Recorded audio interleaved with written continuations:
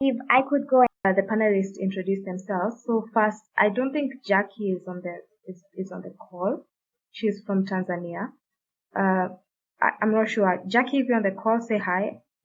Yeah, she's possibly going to join in later. But then we have Ian from Uganda.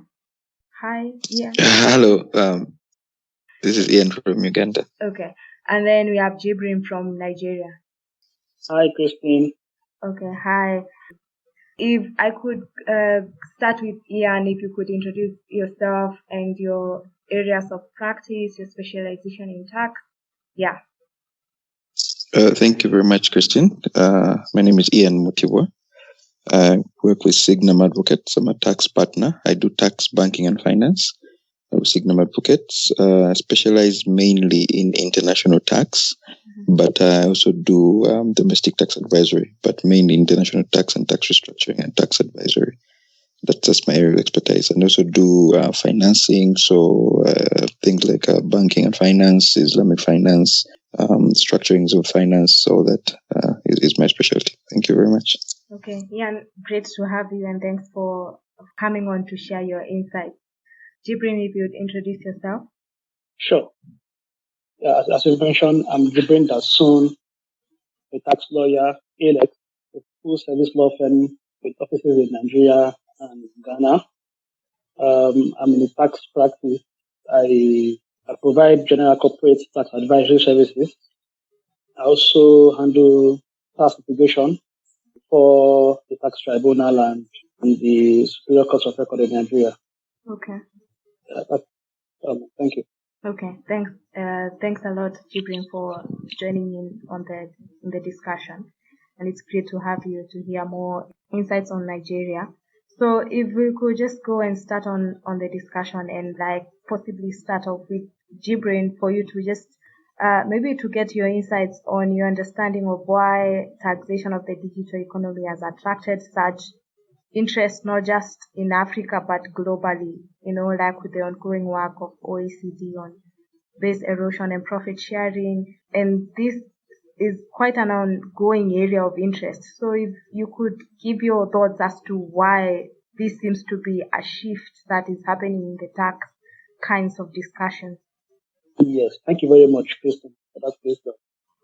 Yes, it's clear that the world has gone global, and that there's been a lot of interest of late in ensuring that companies who play in that, play in digital space, pay their fair share of tax. But if you ask, if I were to speculate why the interest has been, I would say why the interest has been heightened. I would say it's because of the European Union. Yes, because so it's very coincidence that they appear to be the ones driving the process for for a global solution for taxing companies who operate digitally. And of course, I imagine that it's because the European Union happens to be a market economy, where you have companies from the US, dominating the digital space, and the EU happens to be a market economy for US companies. So the old rules, didn't allow the EU to subject those foreign companies to taxes within the EU. So they started the discussion for changing the global the global tax rules on taxing foreign companies who have no physical presence in the country. So Africa happens to be I would say, what's the word now? We just got lucky. We got lucky because the EU took this took it upon themselves to drive the discussion. Yeah. But the good thing is that African countries have now, at least some African countries have now realized that they can even do, because the consensus from the EU is that companies should wait for a global solution. Because some EU countries have been taking some natural actions in that regard. And of course, as we would discuss later, African countries have also taken steps in that regard too. I would say mostly because the EU took steps to ensure that companies operating remotely pay their fair share of taxes. African countries have now benefited, from that, from the steps taken by the European Union countries. Yeah, okay, I agree, especially with the fact that for instance, with the BEPS project, I mean, because it's mostly the European countries that took it up to begin with, it was such a good save for Africa, I think, because especially when you look at the work that has been done by OECD, it's quite impressive, and there have been like such good thought leaders, and they have provided such good leadership on the discussion about taxation of the digital economy. And I think that really is very helpful for Africa.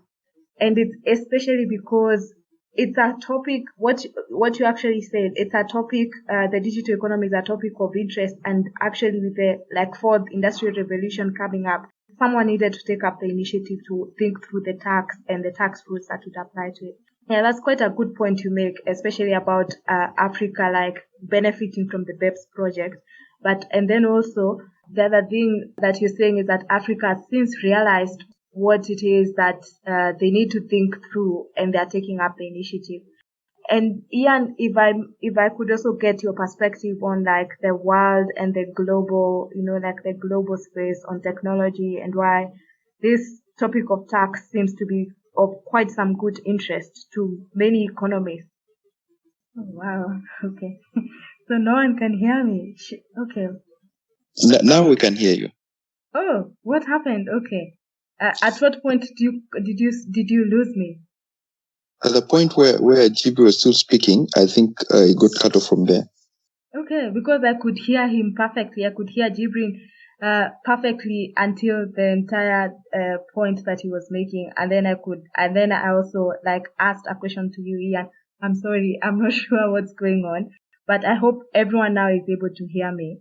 And so, Ian, actually, yes. What I was asking you was, what's your view also about, because what Jibrin was explaining, if I may recap what he said, is that especially on OECD, that African countries really they have really benefited from the BEPS project. They have benefited because Europe took up the BEPS project and took it up to be almost like a topic of interest to them, and they have developed so much content, and that has helped in giving information and giving some leads on what could be done by African countries. So what's your view also about the global economy and the interest in the digital economy and tax? Thank you very much. Hope everyone can hear me. Yeah, I can. Okay. I can hear you. Yeah, thank you, Jibril, for that elaborate discussion. And I agree with you. Yes, the EU and the European community has taken up a bigger step. But I think in order for us to understand what taxation of the digital economy is or is about, we need to first understand where it came from, where it springs from. I'm a big proponent of the fact that the law always follows commerce. When commerce changes, you see laws adapting to that change. Mm-hmm. We've had evolution of systems from the feudal system to the first industrial revolution, second industrial revolution, third, and now in the fourth, which are now dubbed the digital economy or the gig economy. So you realize that the laws have changed. Where we had hat and gun and salt tax in the French Revolution era, we evolved into employment taxes when industrialization came up, and we had to have now employees. We moved into corporation income taxes when companies were being set up and things like that. Now moving into how to tax this inanimate business creature, which can operate in multi jurisdictions without ever having set up foot. We have so many things. In Uganda, for example, we have what we call Safe Board. I think Safe Board also reached Nigeria, and this was in Kenya. It's an app that's like an Uber, but for bikes, for motorbikes. So you order your motorbike online, and these are people who have perhaps no presence in an area. You have Netflix that's taking over the movie industry. So the economies, even in Africa and around the world, are trying to grapple with how to tax this digital economy, because the value is being created in some place, but there's no physical presence, no brick and mortar in that place, and therefore they're looking for the best ways to tax this. And we are losing a lot of revenues as well in base erosion and profits and shifting of profits. And that is done by many multinational organizations, where they create value in an area, but they erode the base or the tax base in that area so much, and they shift the profits to an area that taxes so little. So the question that we have with this gig or digital economy is, how do we harness the tax synergies from the ordinary residents and source principles of tax to now start taxing these inanimate business creatures? And I think, as Dibris rightly put it, that the EU has taken strides into addressing this particular issue. As we'll discuss further, they've taken strides, and many African countries, including Uganda. I dare say that Uganda is among the first African countries to try and tax this thing called the digital economy, and I will discuss that further. Okay. Thank you. Okay, that's very insightful, Ian, what you say, especially on like the points that you're making. Like there's a lot of value creation coming from the digital economy, but there's an equal erosion of the taxation base by following the creation of value, and which is quite interesting, because it's almost as if you cannot do without these technology startups and technology innovations. They create so much value, but at the same time, there's such an erosion of the taxation base. So that's quite an interesting point you're making there. And yes, I would like to hear, actually, let's just go straight into it to hear a bit more about Uganda and the forms of digital tax that you have. How is it working, and how long ago was it introduced?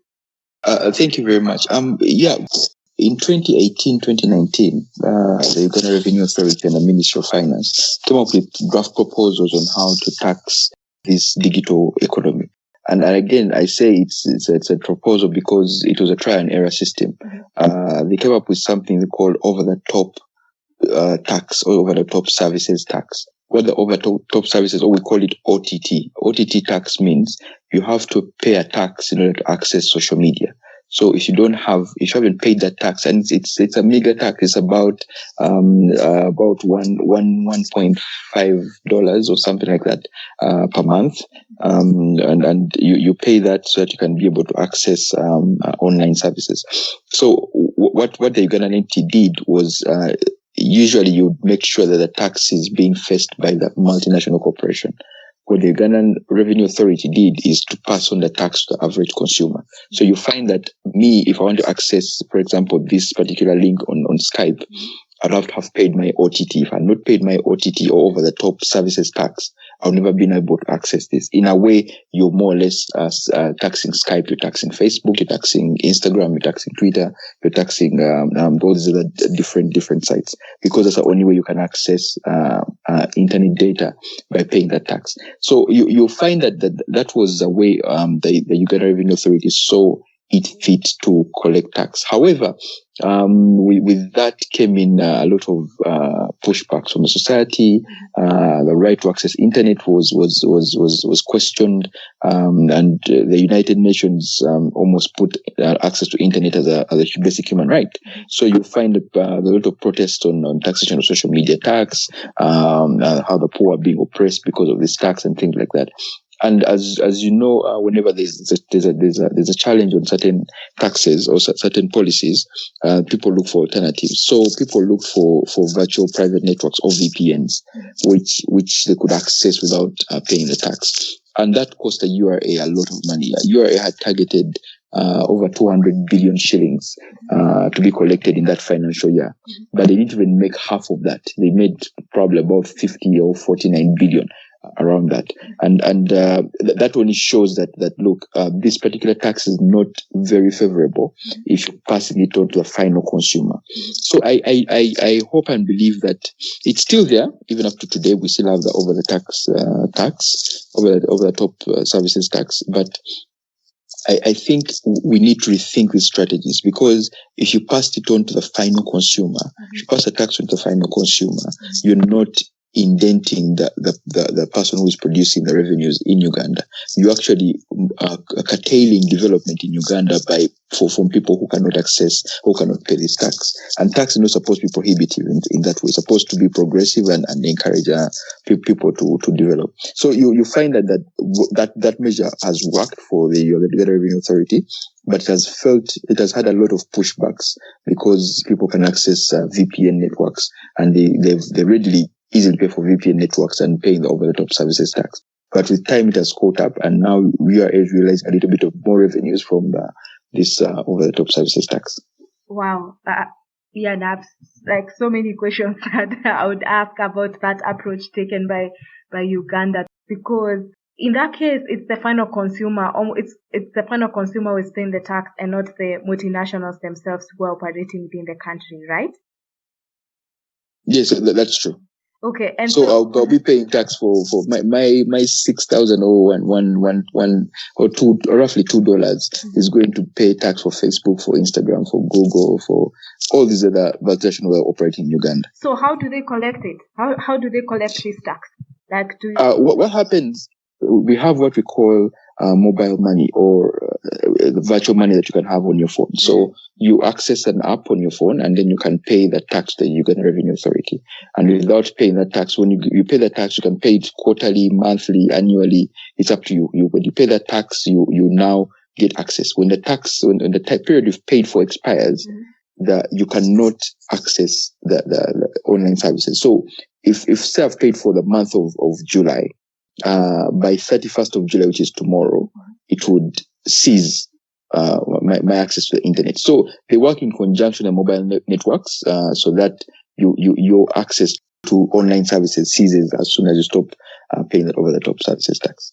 Wow, I mean, that's what the next thing I was going to ask. How is it that the government is able to keep track of who is using internet for how long and where? But I understand if they are using their mobile service providers to work with them. But that's very interesting. I mean, I don't think there's any other country within Africa that's operating that kind of system that Uganda is operating. I'm not sure if you know of any other African country that's doing the same thing.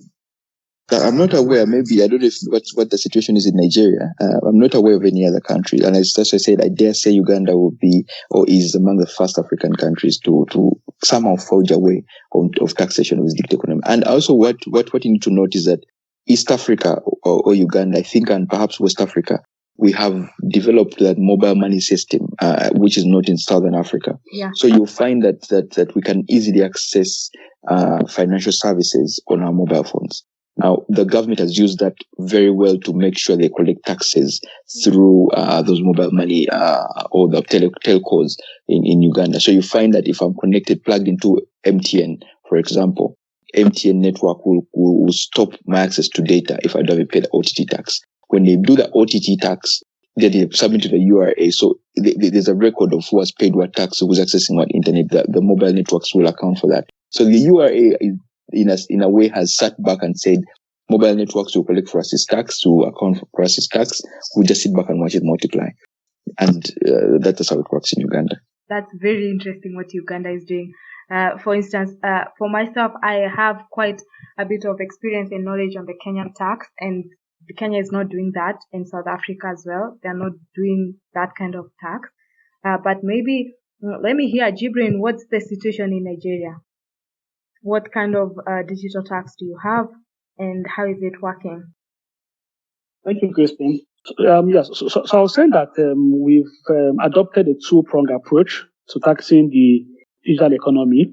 The first approach, I would say, the direct tax approach, whereby the profits of foreign companies providing remote services would be liable to tax in Nigeria under a concept called significant economic presence. So once a foreign company is deemed to have significant economic presence, the foreign company would be liable to, the income of that foreign company would be liable to tax in Nigeria. So what they simply did was to expand the scope of the PE provisions under the domestic law. Not necessarily create a new tax, but to simply expand the scope of the PE provisions, whereby foreign companies with significant economic presence would be liable to pay tax in Nigeria. Then in terms of what would amount to significant economic presence, there are basically three scenarios where a foreign company would be deemed to have significant economic presence, and in which case its income will be liable to tax in Nigeria. So the first one is that the foreign company will be earning, about 25 billion naira, which is about 64,000 USD from certain activities. The activities include streaming, downloading services via a digital platform, transmitting data collected from Nigerians, providing goods or services through a digital platform, and also providing intermediation services via a digital platform.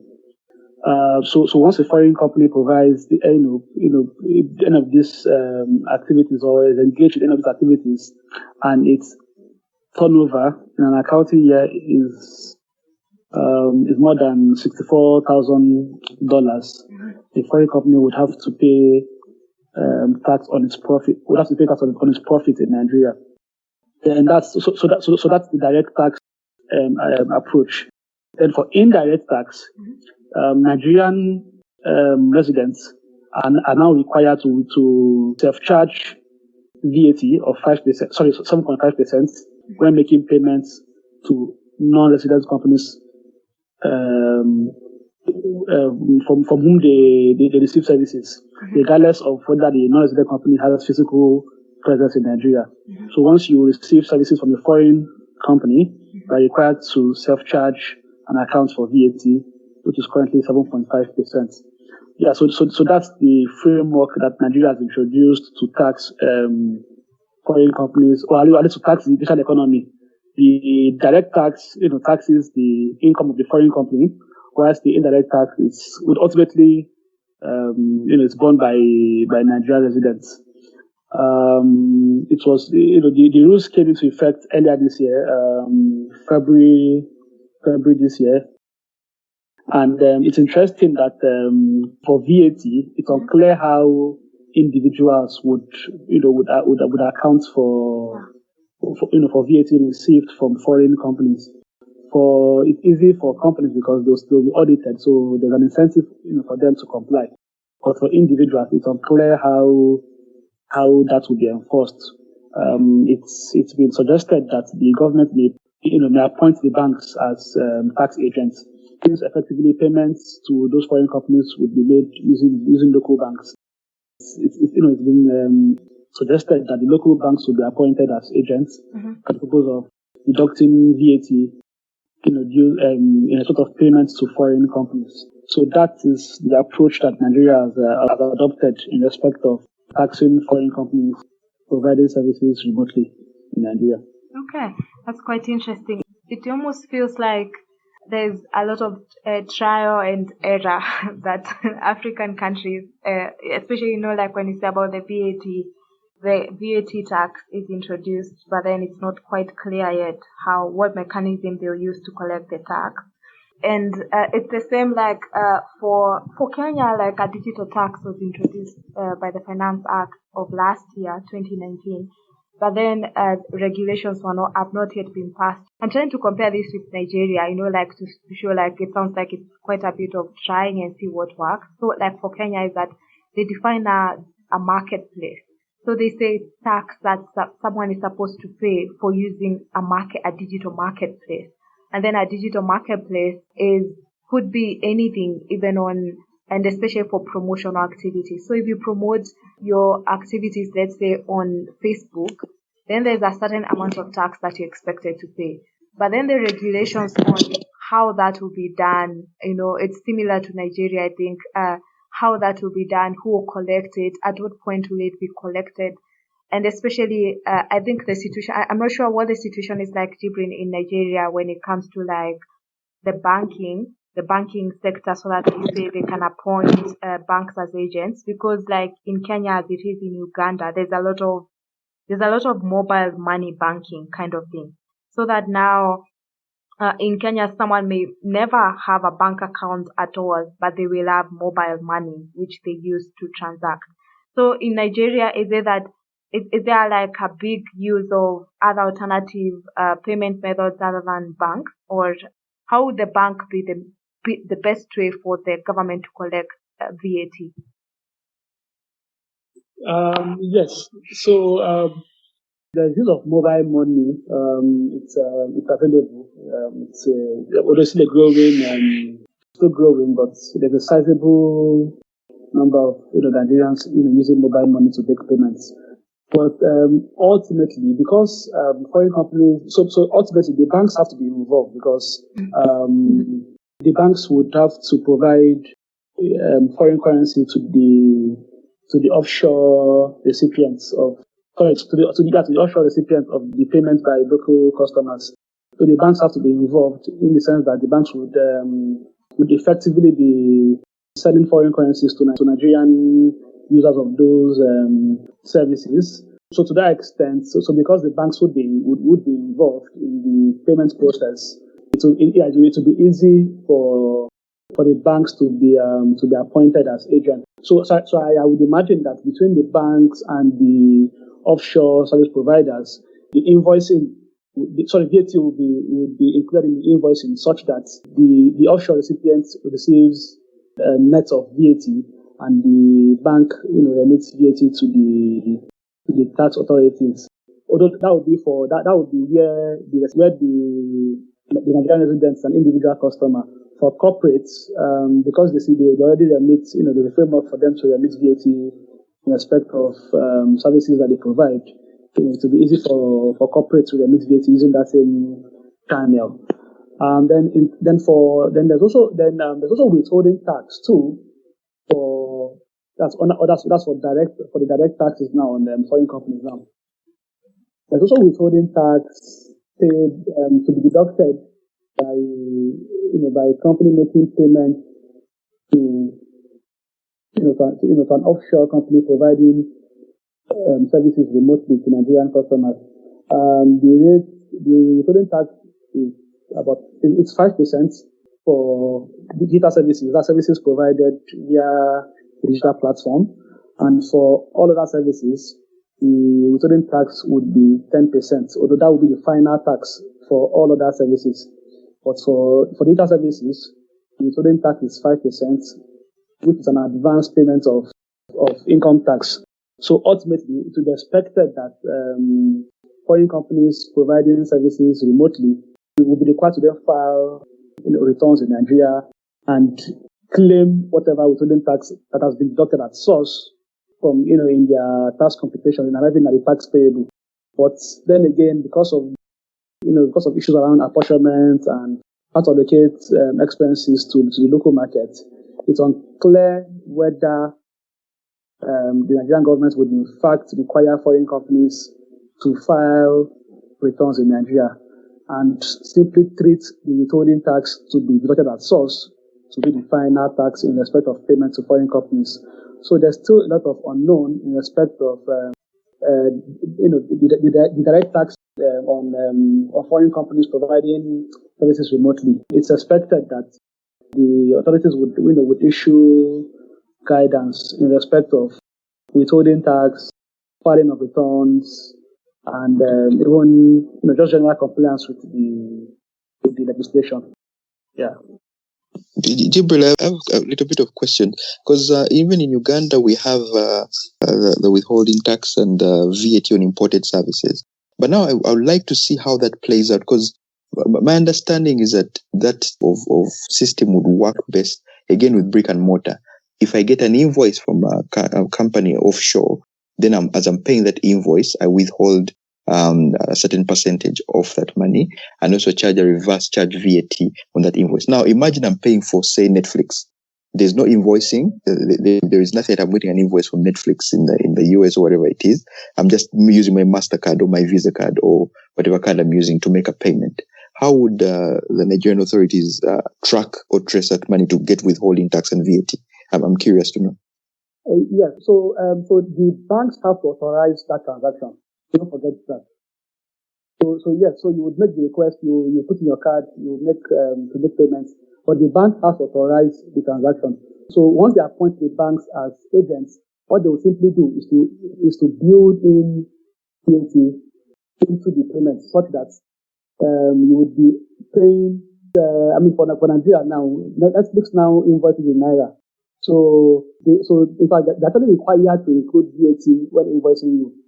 It's a requirement under the law for a foreign company to include VAT in its invoice to a local recipient. So because the payment has to be routed through the banks and the banks have to approve the payment, imagine that the banks would be able to put in a mechanism that would be building VAT into payments to that to an offshore company and remit that VAT to the authorities. So in terms of the technology, I'm not sure that would be difficult for the banks to pull off. Currently, in fact, last year, what they did last year, I think about 2 years or so ago, they simply asked the banks to disclose the accounts with them, and they compared the accounts with the record that they have of taxpayers. And taxpayers who had not paid taxes or filed returns, their accounts were suspended until the authorities asked the banks to suspend the account of those taxpayers, and until they are able to clear or regularize their position with the tax authorities before the suspension was lifted. So yes, so there's history. There's some. They've used the banks in the past to collect taxes from taxpayers. So I would be surprised if they still use the banks in respect of payments to foreign companies. Thanks, Jibrin, for that, and especially what you've highlighted about the government taking such tough measures to suspend bank accounts for people who are not tax compliant. It shows the extent to which the government will go to just enforce compliance with the tax rules. Ian, if I may come back to you and ask, you mentioned that the civil society in the past has taken issue over the top tax, especially the view that internet is almost like a basic need right now. So what has been the outcome, if at all, of what the civil society has done? Has there been a change in the law? It doesn't sound like there has been, but what has been any, if at all, impact of what the civil society has been pushing for? Well, that approach, it has not been withdrawn. They're still using that approach of taxing over the top services.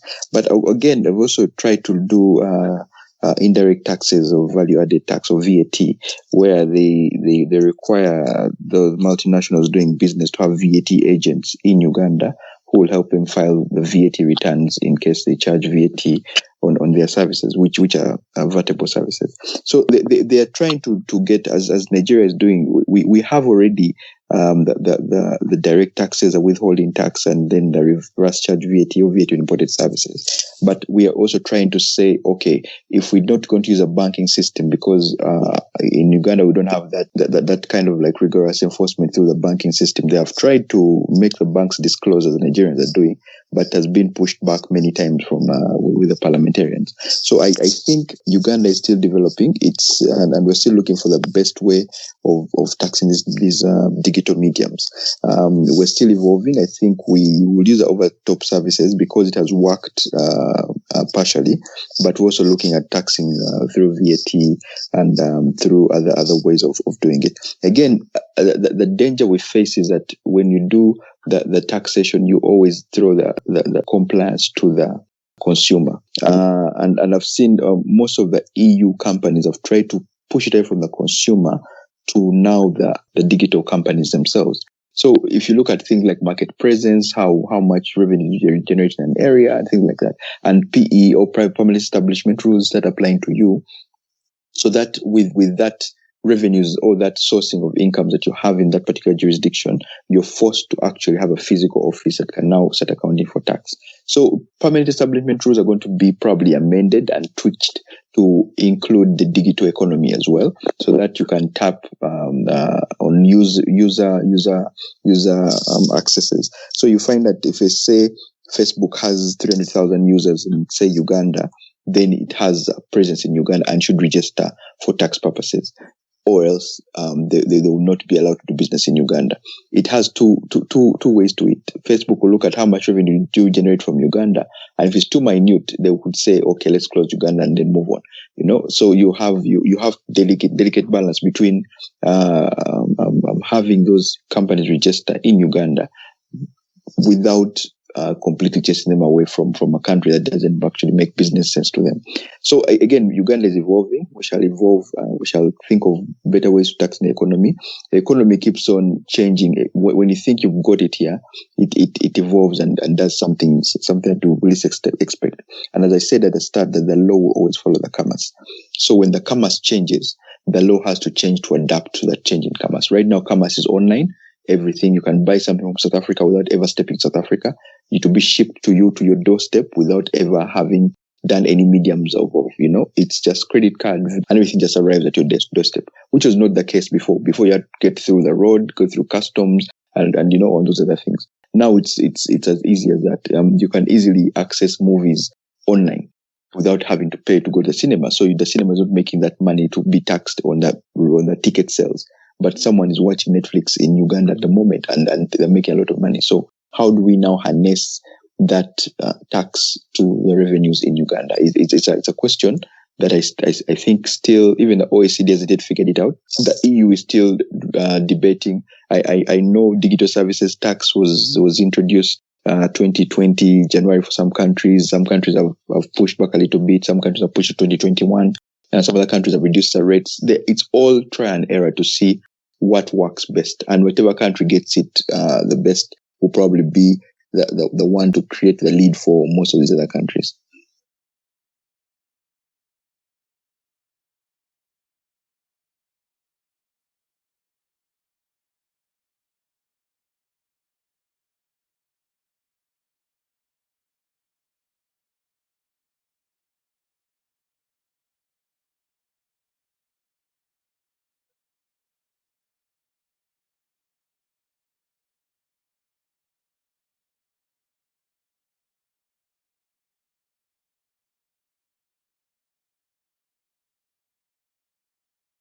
Well, I think Uganda is already providing the lead in this, especially with over the top tax, because I don't think anyone else has tried to do it.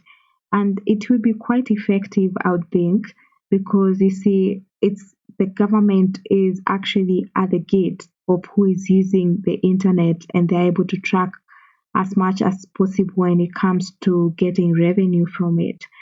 But that what you say is quite interesting. I think Uganda is a case that needs to be looked at and see how the solution that they have found is working. Yeah.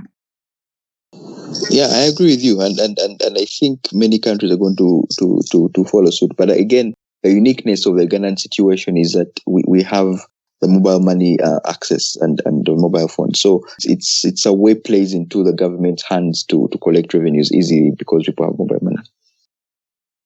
Yeah, Uganda is really a case to watch and to hear what is the new ways that they have come up with to tax the digital economy because right now Uganda seems to be in the lead on that. But if I may ask, does these kinds of digital taxes that countries in Africa are applying, are they hampering the growth of the digital economy? Is it going to affect the use of internet and reduce use of internet, or is it going to push away investors in those sectors? Do you think there's a likely impact of these digital taxes on the economy and the performance of the economy on the digital side? Ian, what are your thoughts about that? Depends on where you look at it from. Technology is with us now, and especially again with COVID, when you see COVID coming into place, you realize that e-learning becomes almost inevitable. People access to internet becomes almost inevitable. Technology is here with us to stay. So whenever a tax happens, there's either an inelastic or elastic demand of that particular product. Right now, the internet has an inelastic demand. So whatever price you put on the internet, people will always want to access it. So you find that people will look for the money to actually access it. So you look at it in a consumer. If you look at the consumer way in Uganda, you may have an inelastic demand kind of like arrangement where even if you say over the top services tax is increased, people will still find a way of paying for that tax so they can access the internet, because the children at home, they need to study, their lessons are online and everything. So COVID also plays into that particular respect. Then if you look at the respect of the multinational corporations, they'll look at a business case. How much revenues am I generating from Uganda as a country? If the revenues do not make sense to me, and the government is saying I have to register and pay tax and do all the other things, I'd rather close that office and go to another office. If I have more business coming from, say, Nigeria, and Uganda is just really just feeding off CSR activities, I would not consider Uganda as a base. And that happens with brick and mortar. I've seen it happen in many multinationals. They choose jurisdictions which make business sense to them to actually incorporate and be there and have physical presence. So the same thing will happen in the digital economy. If we create a permanent establishments, the multinationals will make business sense and say how much revenues are coming out of this particular jurisdiction. If it's not much, they would rather invest in the neighbors and say, look, when Nigeria is better, we'll not invest in Cameroon, and therefore let's do this and and have it move that way. So it depends on how you look at it. But for the consumer, it's a basic need right now. Internet is our way of life. We live off the internet in our workplaces, in our homes, in our free time. It's the internet. It's the age of the internet. The Internet of Things is here, so everything is going to be run on the internet. So if someone has a way of controlling how you access that internet by making money through it, they'll do it, and then they'll make a lot of money from it. So I think, as you've asked, yes, it may have a negative impact on the multinationals, but it will always generate money for the locals who are in the country. Thanks, Ian, for that. And I would have to say that if in this discussion there was someone who is in the technology sector who are involved in innovating, they might not be too well placed with your comments. They may actually be quite annoyed at what you're saying, because they are really keen on saying that tax is going to ruin the digital economy, and understandably so. But I also quite understand what you're saying, because there's still a benefit that you're getting out of the tax, and the multinationals really also have to pay the taxes, and especially because there's quite a bit of erosion of the base, like the income that companies were getting out of advertising is going mainly to the multinationals, could be YouTube or any of these other multinationals who are operating in country. But if I may come back to Jibrin, is this something that's likely to affect the Nigerian market, like investors moving away from Nigeria because of digital taxes that Nigeria has introduced? What are your thoughts on that? Okay. Yes. So I don't think the changing of the rules would negatively impact the approach, or should I say, the case for investing or continuous investment in Nigeria. I wouldn't say so, because Nigeria is a very huge market, so there's a demand. The demand has to be met one way or the other. Foreign companies or local companies, it doesn't matter, but that demand has to be met. So I suppose in a way, if foreign companies feel change in the rules do not provide sufficient incentive to continue to invest, in the local economy, I would imagine that local alternatives would come up. But yes, I agree that the local economy is still, it hasn't gotten to the it's not as advanced as the services provided by foreign companies. So to that extent, I don't imagine that the substitutes would be very good. But nonetheless, there would in fact be local substitutes. Or I would also imagine that the foreign companies would just come down to Nigeria and set up physical shop, because the demand is huge. So either way, I don't think the change in the rules would negatively impact the economy.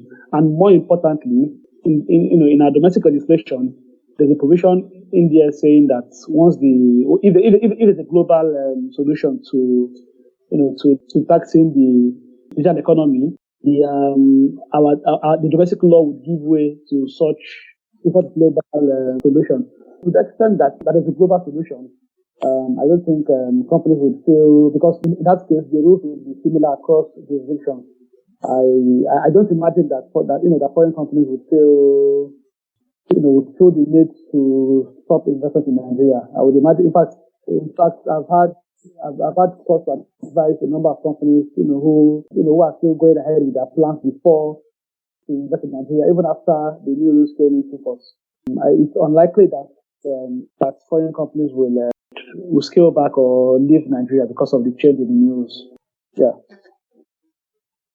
Thank you, Jibrin, for that. And I actually do agree the Nigerian market is really big, and any business person will really be keen on getting the Nigerian market, which would supply quite a big part of their income if they broke into the Nigerian market. So I understand what you're saying, and I do quite agree with it. Ian, if I may get your view on what do you think is the best way of taxing the digital economy? If you were to come up with a thesis and you were to speak about the best ways of taxing the digital economy in Africa, what would you say would be those ways that would work best? Well, I would probably give you what has already been done because, again, as I said, it's still work in progress. People are still debating on how best to have this interesting economy taxed. The value-added tax, again, from a Nigerian perspective, I was very keen to know is that it's a good way of taxing because value-added tax is usually one of those taxes that are indirect and people will not be affected by it. So it's a way of taxing that because that's where the value is created. The value is created by the consumer consumes that product in that particular market. So value-added tax would be good, and Nigeria has a good way of doing it through the financial institutions. If we can account for that VAT, I think it's a good way.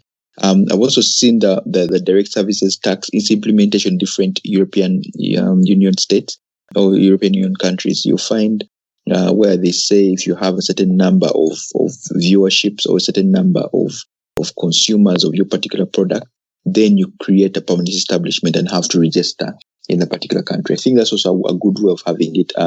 PEs or permanent establishment are one of the best ways of forcing multinationals to register where they don't want to register.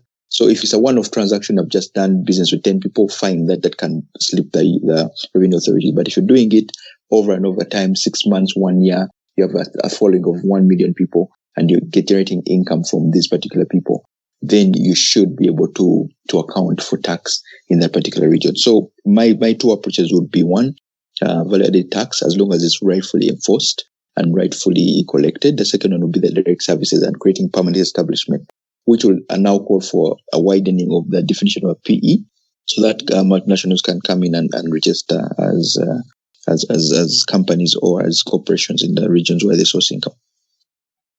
Thanks, Ian, for that. And indeed, like South Africa has been applying VAT on the digital services as their way of taxing the digital services. So possibly that could work as well. But Jibrin, what are your thoughts on that? What do you think would be the best strategy of taxing the digital economy in Africa? What would be your thoughts on that? Yeah. So I'm not sure VAT is a good way because ultimately it will be borne by the local. It simply increases the cost, and the VAT would be passed on to the consumers. So I suppose to the extent that they're able to consume those services, they should pay VAT. But I think a more important approach to taxing foreign companies providing services remotely is withholding tax, especially if the withholding tax can be embedded into the banking system. So for example, in Nigeria, we have exchange control regime whereby if you need to source foreign currency to pay a foreign company, you have to provide some documents to the bank before the bank would sell foreign currency to you to make that payment. So an approach to taxing foreign companies would simply be to require a company to provide evidence of remitting taxes in respect of. Hello, can you hear me? So I'll say that effective way to subject payments to foreign companies to tax would require a company seeking to purchase FX to pay a foreign company to provide evidence of payment of withholding tax in respect of that payment as part of the documentation. So if you are unable to make payments to that foreign company, then it means that the foreign company will not receive money from Nigeria for the services consumed. So I'm referring to services where you pay, where you have to source for FX through the banks. So I would suggest that withholding tax should be implemented and it should be embedded into the banking system. Either whether we are paying through your card, using your card, or you have to apply, formally apply for a bank to sell FX to you to pay a foreign vendor. The bank's withholding tax should be implemented, and it should be done through the banking system. And that way, so even if the foreign companies do not eventually file returns at the end of the financial year, or do not report their true income, you would have at least ensured that they suffer tax at source. So I would suggest, some form of withholding tax that is embedded into the banking system. Depending on the nature of the banking system, in the particular country. But so that would be my suggestion for how to tax, for an effective way to tax foreign companies providing services remotely. Thanks, Jibrin, for that. Those are very good ideas that could be explored on the taxation of the digital economy using the withholding tax methods that you propose. I mean, it's quite something that might work, what you're suggesting. So as we come to the close of the discussion, I would like to allow anyone who has a question to ask it.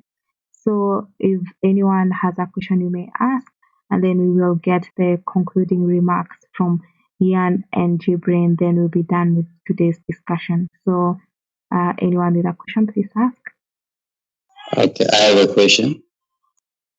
Okay, so that's a great discussion coming from Nigeria. I remember in Zimbabwe we had 2% tax on every mobile transaction on a mobile platform. However, that received so much bad feedback because it was only used to fund the political parties. So how can we tax the informal sector without badly affecting the informal businesses, like the guys that are selling tomatoes or potatoes or whatever, the basic thing? Yes, actually, that's a very good question. In fact, I'm not even sure the focus should even be on the digital economy, because in Nigeria you have about 75% of the economy being in the informal sector, and most of them are not. Most of the players in that sector are not compliant when it comes to payment of taxes. But there's an interest. So one of the states in Nigeria introduced, has a system where they apply some form of a best of judgment method of taxing companies in the informal sector. So they'll come to your shop, assess your business, determine how much they think you're making in a year, and then ask you to pay a particular amount as tax, which is fixed. Although they come every now and then to evaluate the tax payable depending on the growth of your business. And I think it's a fairly effective way of taxing companies, players in the informal sector, because there's no record of the transactions. There's no paperwork. They can't even afford to employ people that would do all of the paperwork that's required. So I'll say some form of a best of judgment method whereby you determine how much tax a business will pay, and then apply that consistently over a period, depending on the size and nature of the business. And I think it has worked in Nigeria, and I believe it can also work, in other African countries too. Thank you very much. I'll read up on that. Yeah. Thank you very much for that info. Yeah, even in Uganda, we have a similar, it's called presumptive tax. So they say businesses of this particular amount of turnover in a year will pay a fixed tax. They don't take off any expenses. So you pay a fixed tax. But also we have introduced two things. There's one, the e-receipting. E-receipting is trying to take away the informal sector so that everyone who you deal with should have an e-receipt. And this is plugged into the Revenue Authority's system so that they can be able to track what receiptings you have on a monthly basis or on a daily basis.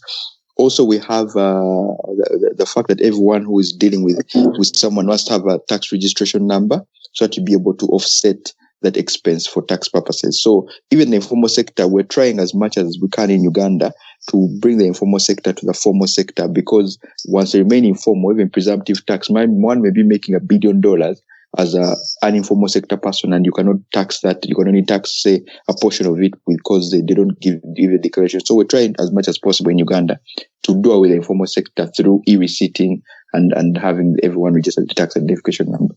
Thank you. If I may also add, the approach in Uganda it's a good one, and we also have a similar approach. And in fact, they've gone a step further to now require taxpayers to a tax number for each bank account number to be tied to a tax number. So if you don't have, so if an account number is not tied to a tax, the bank is required to suspend the account until a tax number is tied to that account. So that way, so even if you're in the informal sector, you still bank, you still use the banking services. So that way they are able to compare, have record of taxpayers and how much they make annually, and then decide, how to then subject those taxpayers who are not in the formal sector to tax.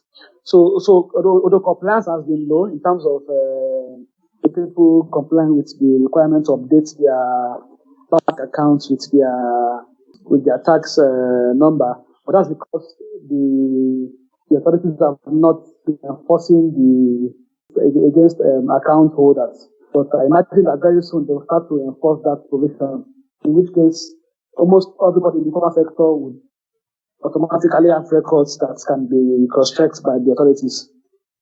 Okay, that's quite interesting perspectives on the informal sector, and I think especially in Africa, because like most countries have a very huge informal sector where there is a lot of business going on in the informal sector, and now the challenge is bringing in more and more people who are in the informal sector and bringing them into the formal sector. Thank you, Taku, for that question. And I think if there's no other question, I don't think there's anyone else who has a question. So if Ian, you could give us like your final thoughts and your final remarks, and then Jibrin, you could then give us your final thoughts and final remarks on this. My final remarks. I think I've said the final remarks already. But anyway, okay. I think that the issue of digital tax is still evolving. It's going to change over and over until we get it right. We will never get it right the first time, but with try and error, we're going to have a lot of changes to harness this digital economy. Thank you. Okay, Jibrin, your final comment. Yes, I agree with Ian too that it's a try and error process until we get it right. But I would say that more African countries need to we need to find a solution that works for Africa.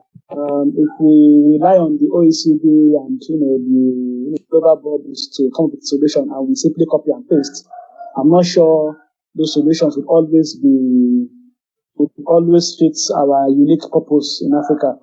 I would suggest that African countries should, it's fine, adopt the OECD solution, but try and tailor it to suit whatever unique domestic circumstance that the African country has.